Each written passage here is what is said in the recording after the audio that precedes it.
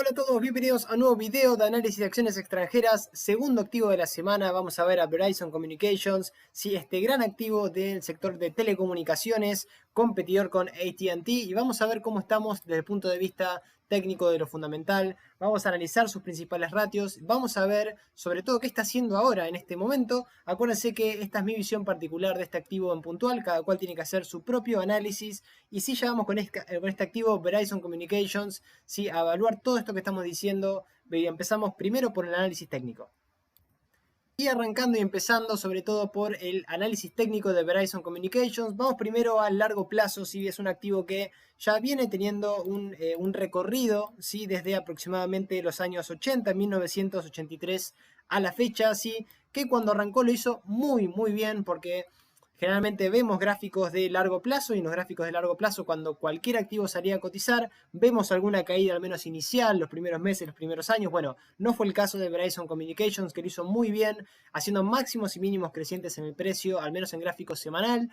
Sí, es cierto que llegando inclusive le costó bastante en el año 90, en los 90, fíjense, vinimos a testear la M200, que fue soporte en una oportunidad, en dos, en tres. Acá sí rompió un poquito, casi a mediados de marzo del año 92. Después sí en estas dos zonas, en el 94, pero después claramente tuvo una tendencia alcista muy fuerte en meses y años anteriores, hasta que, bueno, la caída del 2001 o del año 2000, bueno, desplome brutal, un desplome de casi aproximadamente desde 1999, bueno, hasta casi sus mínimos, de un 65%, muy fuerte esa caída medida al menos en dólares. Le costó inclusive cuando rompió en el 2020 la EMA 200 recuperar esa tendencia alcista que tenía al menos de largo plazo. ¿Por qué? Porque en el 2004 vino a visitar la EMA 200, no la pudo quebrar, hasta que sí, recién en el año 2006 hubo que esperar para que este activo rompa el máximo anterior, que pasaba por los 37.80,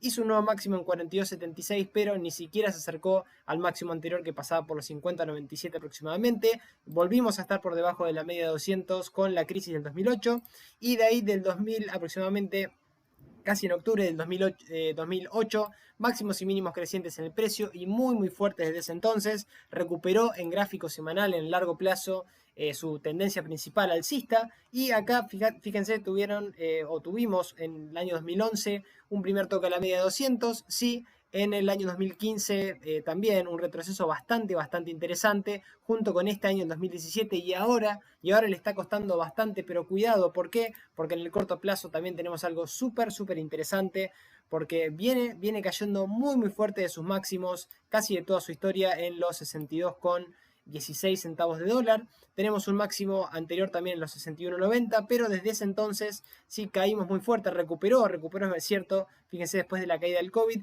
pero no pudimos vulnerar al menos esos máximos en los 62,08, y de ahí caímos casi aproximadamente hasta hoy. Tenemos un 13,10%, parece quizá de manera... está cayendo muy violento, esa es la realidad, muy rápido la caída, más allá de esta buena subida que tuvo. Había roto la EMA 200 a mediados del año pasado, pero volvió a colocarse por debajo. Acá sí había amagado, pero esta es la zona de soporte que al menos no tiene que perder Verizon Communications de mediano plazo. Ni que hablar de esta zona, la zona de los 48,90, porque ahí sí, que son mínimos de marzo, que ahí sí habría un deterioro de muy largo plazo. Y ojo en dónde estamos ahora, porque si medimos el FIBO 61.8 de todo el impulso alcista, estamos precisamente consolidando en esta zona, ¿sí? En la zona de los 53,95. Veremos si acá rebota. Si ahora vamos a ver también lo que tiene que ver con sus principales indicadores. Tenemos un claro canal bajista, ¿sí? Al menos de muy corto plazo, si lo trazamos.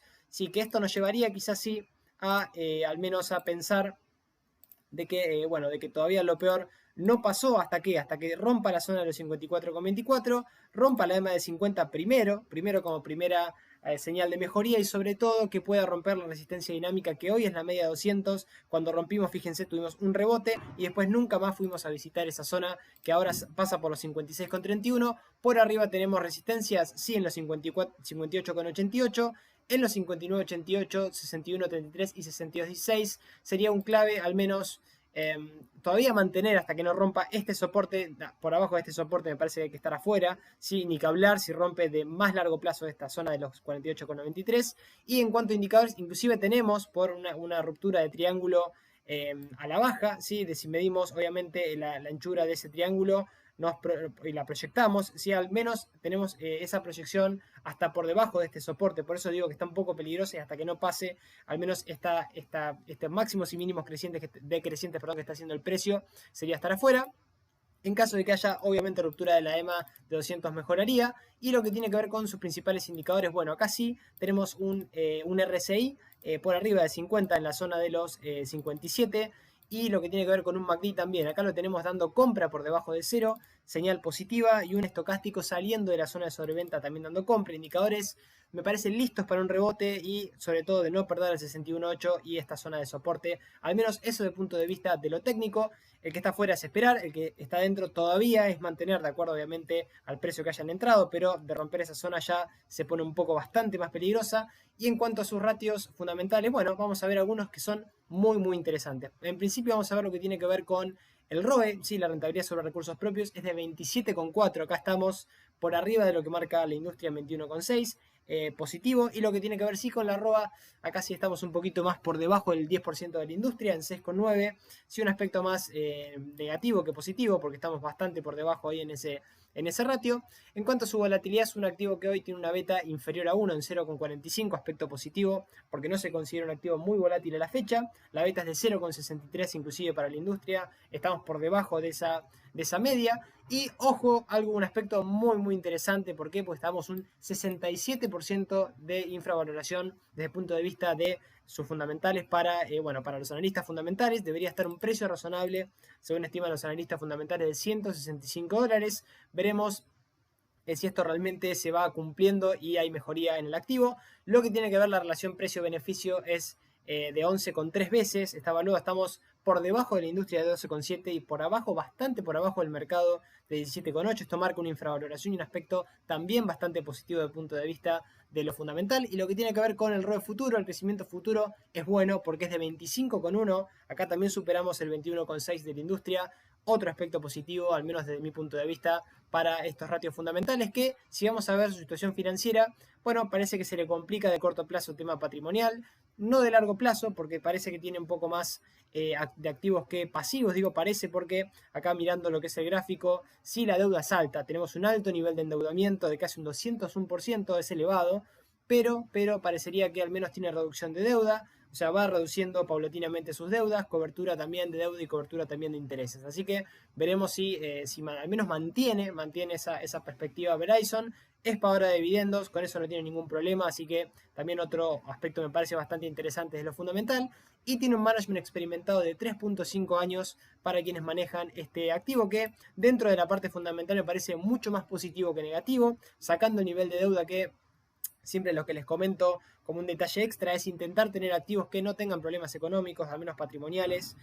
¿Por qué? Bueno, porque la perspectiva de crecimiento también depende de que a la empresa le vaya bien económicamente. Veremos si no tiene perspectivas de crecimiento en cuanto al pronóstico, ¿sí? En cuanto a lo fundamental, pero tenemos esta infravaloración que me parece que desde el punto de vista de lo técnico, a veces el gráfico no acompaña, no nos dice mucho. Yo creo que la infravaloración acá está un poco más que descontada por toda esta caída que estamos teniendo, pero que si aguantamos esta zona y sobre todo si rompemos la EMA 200, es un activo que se puede venir bastante interesante, porque, bastante interesante, porque la perspectiva de fondo y de largo plazo, más allá de que tiene periodos muy laterales, es esta. Si es un activo que no deja de ser, al menos en algunos periodos, otros periodos muy bajistas, que, bueno, si nos volvemos bajistas, ahí no hay que tener este activo ni que hablar. Así que eso fue Verizon Communication. Espero que les haya gustado. Dejen el like, dejen un comentario en la descripción si lo tienen. Si al menos lo están evaluando para poder ingresar, al menos en el sector. Si no tienen sector, si tienen AT&T, que es la competencia, ¿sí? Y si no, bueno, no hay problema. Veremos mañana otro activo de otro sector. Así que les mando un gran abrazo. Nos vemos mañana miércoles con un nuevo análisis. Chao.